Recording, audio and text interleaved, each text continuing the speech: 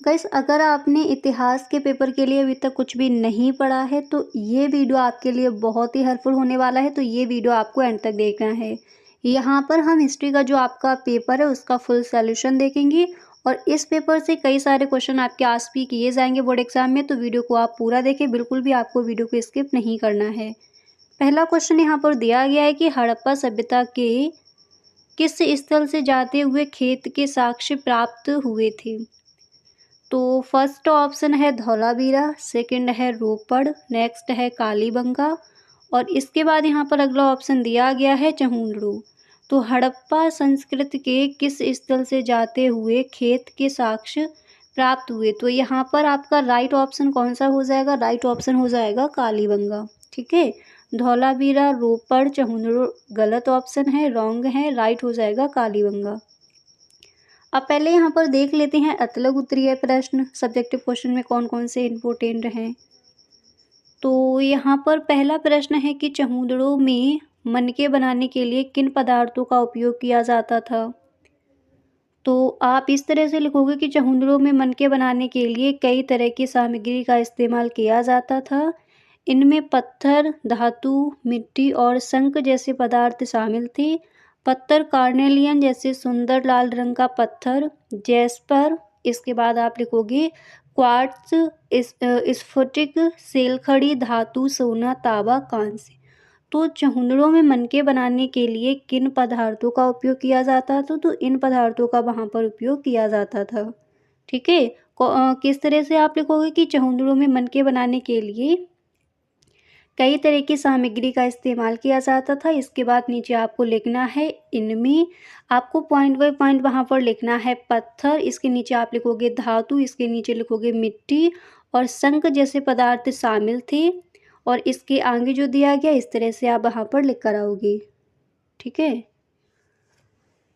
इसके बाद यहाँ पर आपका अगला क्वेश्चन दिया गया है कि प्रभावती गुप्ता कौन थी, उसे अभिलेख में किसको आदेश दिया, उसने अभिलेख में किसको आदेश दिया। तो आप लिखोगे प्रभावती गुप्ता ने अपने अभिलेख में अपने बेटे दिवाकर सेन और दामोदर सेन की संरक्षिका के रूप में शासन करने का आदेश दिया था। प्रभावती गुप्ता गुप्त सम्राट चंद्रगुप्त द्वितीय की पुत्री थी। इसके बाद आप यहाँ पर लिखोगे कि प्रभावती गुप्ता एक गुप्त राजकुमारी और बाकाटक रानी थी।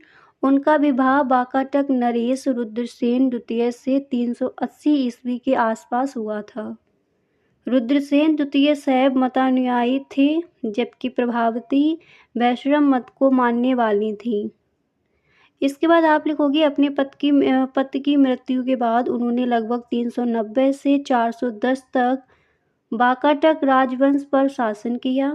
इसके बाद आप लिखोगे कि प्रभावती गुप्ता कला की संरक्षक थी और साहित्य, संगीत और नृत्य के प्रति उनके समर्थन के लिए जानी जाती थी।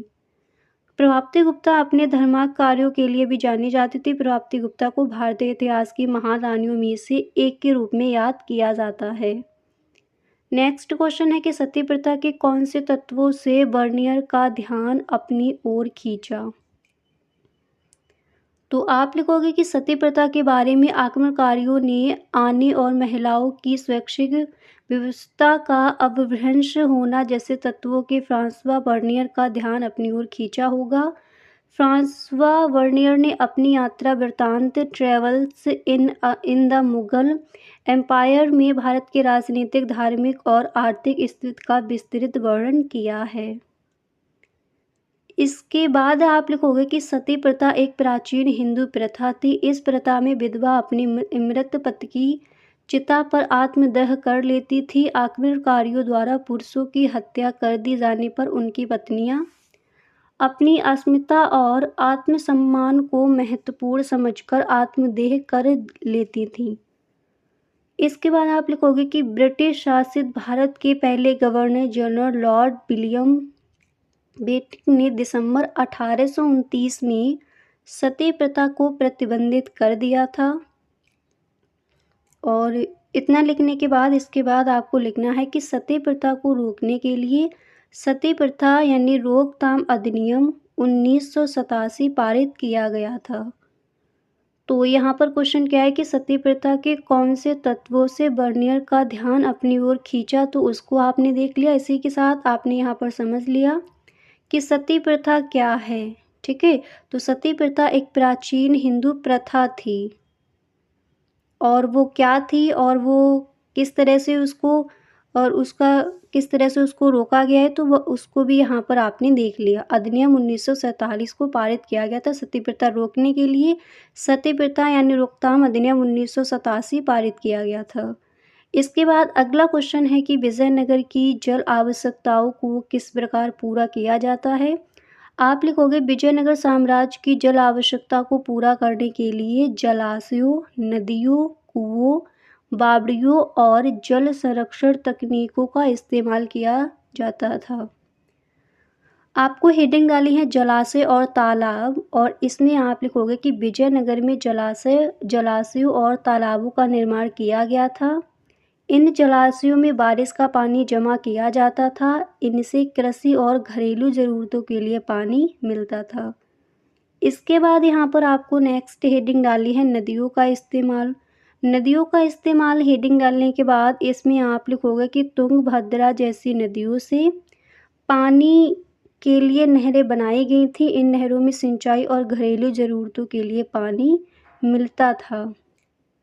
इसके बाद आपको हेडिंग डाली है कुएं और बावड़ियाँ, और इसमें आप लिखोगे कि विजयनगर में कुएं और बावड़ियाँ बनाई गई थी। इनसे स्थानीय जल की ज़रूरतें पूरी होती थी। और इसके बाद आप लिखोगे कि जल संरक्षण तकनीकी, इसमें लिखोगे विजयनगर में प्राकृतिक बेसिन टैंक और जल भंडारण तकनीकी का इस्तेमाल किया गया था। और इसके बाद आप लिखोगे टैंक से पानी का इस्तेमाल आसपास के खेतों की सिंचाई के लिए किया जाता था। और फिर आपको यहाँ पर लिखना है कि टैंक के पानी से रॉयल सेंटर की ज़रूरतें भी पूरी होती थीं। तो विजयनगर की जल आवश्यकताओं को किस प्रकार पूरा किया जाता था। आई होप सही ढंग से इस क्वेश्चन को आपने समझ लिया होगा। अगला क्वेश्चन यहाँ पर है कि संथालों ने ब्रिटिश शासन के विरुद्ध विद्रोह किया। इसमें आप लिखोगी, ये थोड़ा आपको वहाँ पर लॉन्ग में लिखना है। आप लिखोगे कि 1832 तक संथाल दामिन ए कोह क्षेत्र में बस गई थी। उनकी बस्ती तेजी से फैली। उन्हें समायोजित करने के लिए जंगलों को साफ किया गया। अधिक से अधिक भू राजस्व मिलने से कंपनी को भी लाभ हुआ। हालांकि संथाल भी असंतुष्ट थे। उन्होंने ब्रिटिश शासन के खिलाफ विद्रोह कर दिया। उनके विद्रोह के मुख्य कारण निम्नलिखित हैं। फर्स्ट पॉइंट डालोगे, उसमें आप लिखोगे कि संथाल कंपनी की कर व्यवस्था से खुश नहीं थे। उन्हें लगता था कि भू राजस्व की दरें ऊंची और शोषणकारी थीं। सेकेंड पॉइंट में आप लिखोगे कि जमींदारों के संथालों द्वारा खेती के अधीन लाए गए क्षेत्रों पर अधिक नियंत्रण करना शुरू कर दिया। जाहिर तौर पर यह ब्रिटिश नीति का एक हिस्सा था, लेकिन संथाल इससे नाराज थे। तीसरा पॉइंट आप लिखोगे कि ग्रामीण इलाकों में साहूकारों को संथाल खलनायक और कंपनी शासन के एजेंट के रूप में देखते थे। इसके बाद आप लिखोगे चूककर्ता की स्थिति में साहूकार संथालों की ज़मीन नीलाम कर सकते थे। इसके बाद आपको लिखना है, देखिए चूककर्ता की स्थिति में साहूकार संथालों की ज़मीन नीलाम कर सकते थे। और इसके बाद आप लिखोगे यह सब संथालों को पसंद नहीं था। तो यहाँ पर आपका क्वेश्चन पूछा गया कि संथालों ने ब्रिटिश शासन के विरुद्ध विद्रोह क्यों किया, तो वो सब आपने यहाँ पर देख लिया। ठीक है, अतलग उत्तरीय प्रश्न ही है, आपका लॉन्ग में बता दिया गया है। इसके बाद अब यहाँ पर हम देखेंगे कि लघु उत्तरीय प्रश्न में ऐसे कौन कौन से क्वेश्चन हैं जिनको आपको तैयार करना है।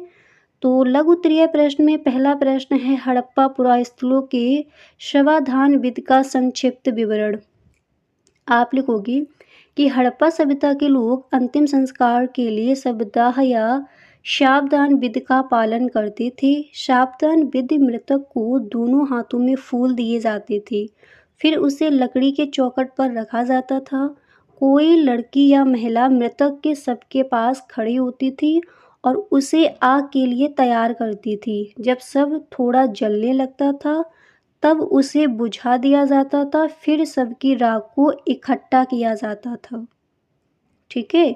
तो यहाँ पर आपका क्वेश्चन क्या दिया गया है? यहाँ पर हमें क्वेश्चन मिला है कि हड़प्पा पुरास्थलों के शवदाह विधि का संक्षिप्त विवरण दीजिए। अब इसके बारे में थोड़ा यहाँ पर और देख लीजिए कि फिर शव की राख को इकट्ठा किया जाता था। इसके बाद यहाँ पर आपको थोड़ा और देखिए, सावधान वित्त के प्रमाण में आप लिखोगे सावधान वित्त का जिक्र मोहनजोदड़ो, धोलावीरा, राखीगढ़ी, लोथल, कालीबंगा और बनावाली घाटी के ज़्यादातर स्थलों में मिलता है।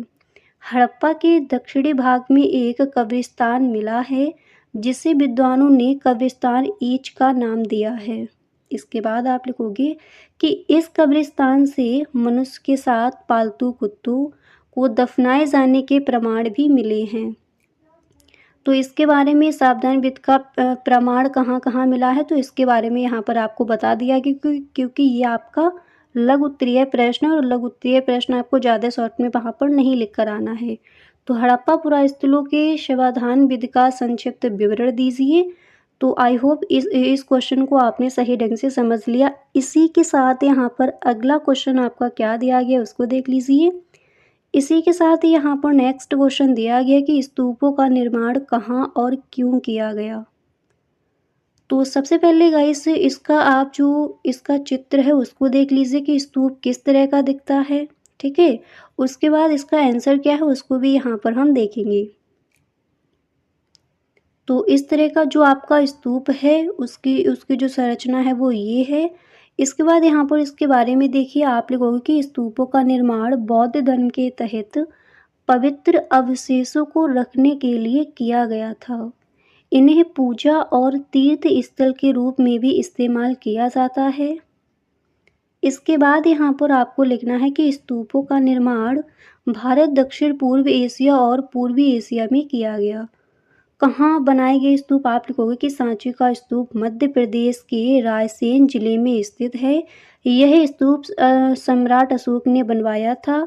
सारनाथ का धमेका स्तूप मौर्य वंश के सम्राट अशोक ने बनवाया था। यह उस जगह को चिन्हित करता है जहाँ भगवान बुद्ध ने ज्ञान प्राप्ति के बाद अपने 5 शिष्यों को प्रथम उपदेश दिया था। काठमांडू में स्वयंभू स्तूप है। तो स्तूपों का निर्माण कहाँ और क्यों किया गया था, इस तरह से इसके बारे में वहाँ पर आप लिख कर आओगे। थोड़ा इसके बारे में यहाँ पर अभी और देखेंगे। तो इतना पहले समझ लीजिए कि कहाँ बनाए गए स्तूप, ये भी आपका इम्पोर्टेंट है। लघु उत्तरीय प्रश्न है तो पूरा ही आपको वहाँ पर समझा के आना है, ज़्यादा शॉर्ट पे वहाँ पर आप नहीं लिखोगे। ठीक है, इसके बाद इसके बारे में थोड़ा और देख लीजिए और इसके बाद आप लिखोगे स्तूप की संरचना।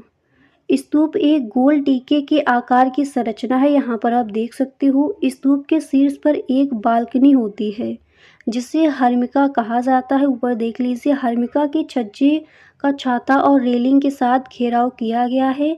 स्तूपों को अक्सर जटिल नक्काशी और अन्य सजावटी तत्वों से सजाया जाता है। तो इस तरह से आप इस क्वेश्चन का आंसर वहाँ पर लिख कर आओगे। इसके बाद अगला क्वेश्चन है कि मुगल साम्राज्य में कृषि उत्पादन में महिलाओं की भूमिका का वर्णन कीजिए। आप लिखोगे मुगल साम्राज्य में कृषि उत्पादन में महिलाओं और पुरुषों की समान भूमिका थी।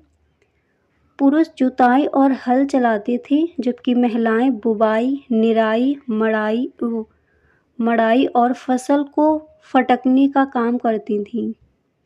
केंद्रीकृत गांवों के उद्भव और व्यक्तिगत खेती के विस्तार के लिए पूरे परिवार के श्रम और संसाधनों की आवश्यकता थी। और इसके बारे में थोड़ा यहाँ पर अभी और देखेंगे। तो क्वेश्चन क्या है कि मुगल साम्राज्य में कृषि उत्पादन में महिलाओं की भूमिका का वर्णन कीजिए। तो इस तरह से वहाँ पर आपको पहले लिखना है।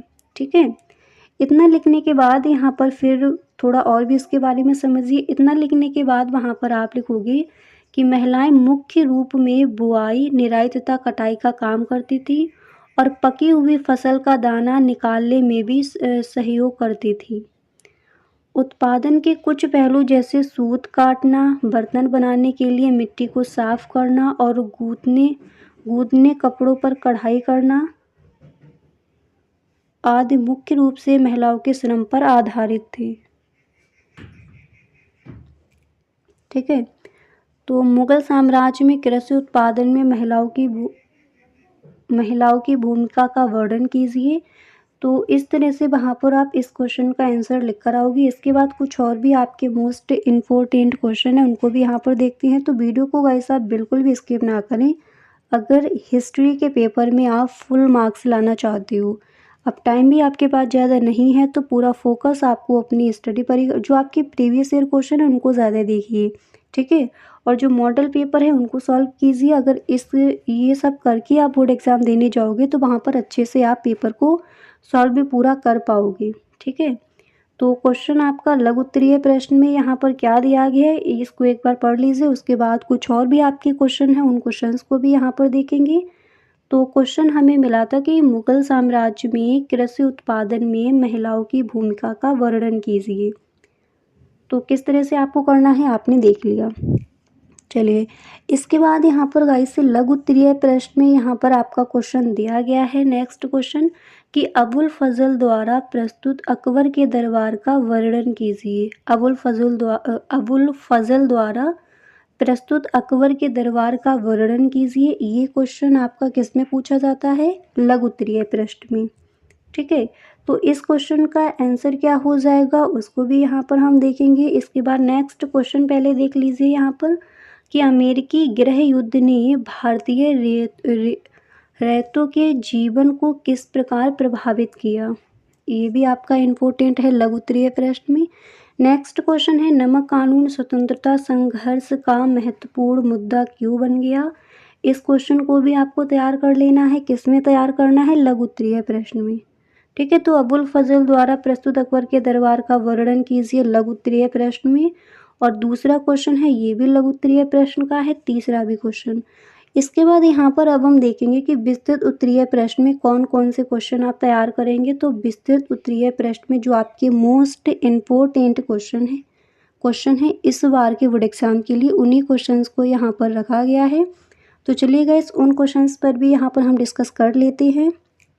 तो विस्तृत उत्तरीय प्रश्न में यहाँ पर जो पहला प्रश्न है दिया गया है कि गौतम बुद्ध की शिक्षाओं का आलोचनात्मक वर्णन कीजिए।